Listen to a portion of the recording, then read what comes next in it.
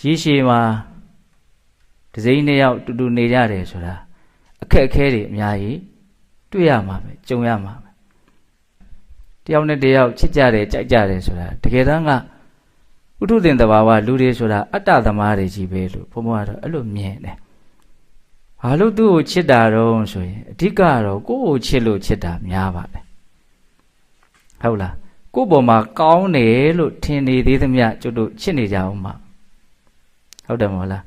ကိုယ့်ပေါ်မကောင်းတော့ဘူးလို့မြင်လာတဲ့တနေ့အဲ့ဒါတွေကဘာလို့သွားနိုင်တော့ပျက်စီးသွားနိုင်တယ်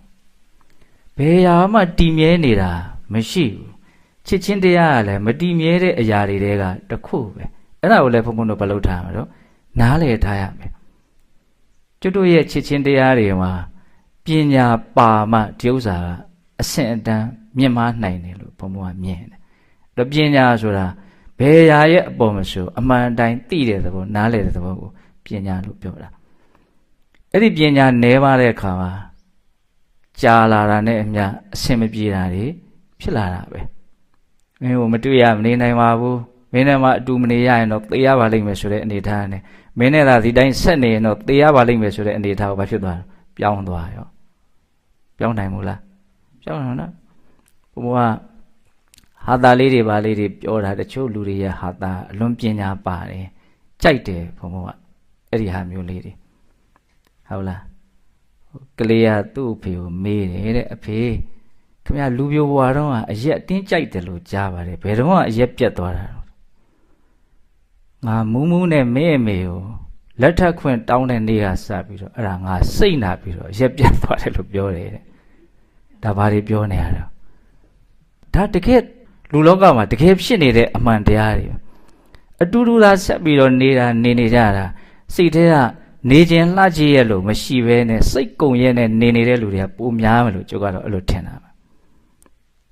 ဟုတ်လားအကြောင်းကိုထောက်ဆပြီးတော့သားရီသမီးတွေရှိလာပြီဆိုတော့လေဒီလိုပဲ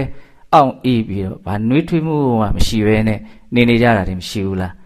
ဒါတွေကသိတာပါငါတော့အဲ့လိုဖြစ်เสียရဘူးဆိုတဲ့စိတ်မျိုးဖြစ်ဖို့ဘုံဘုံကပြောပြတာဆိုတော့ဦးသိန်းလေးကိုခေါ်မိတာ तू ကပြောပြတာကောင်းတယ်ပုံမြင်လေးတစ်ခုပါနော်လင်မယားနှစ်ယောက်မင်္ဂလာတက်တန်း9နှစ်ပြည့်တော့ယောက်ျားဖြစ်တဲ့လူကဂရင်မောထိုင်ပြီးတော့ငိုးနေတယ်တဲ့ဟာဘာလို့ငိုတာတော့မင်းနဲ့ငါနဲ့ခိုးပြီးတော့ချိန်တွေ့တဲ့ညမင်းဖေကငါ့ကိုပြောတာမင်းငါသမီးယူမလားဒါမှမဟုတ်ထောင်ထဲ9နှစ်ဝင်မလားကြိုက်တာရွေးလို့ပြောငါပဲထောင်ထဲဝင်ရပါမလို့ကွာမင်းယူမဲ့လမ်းကိုပဲငါရွေးလိုက်တာ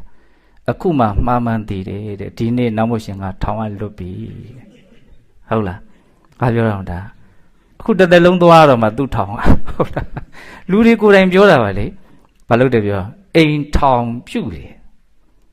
ထောင်ဆိုတဲ့စကားလုံးကကျက်သေးမင်္ဂလာရှိတဲ့စကားလုံးတစ်လုံးဟုတ်သလားအဲ့ဒါဘာနဲ့တွဲသုံးထားတာတော့အိမ်နဲ့တွဲသုံးထားတာထောင်ကြမှာနော်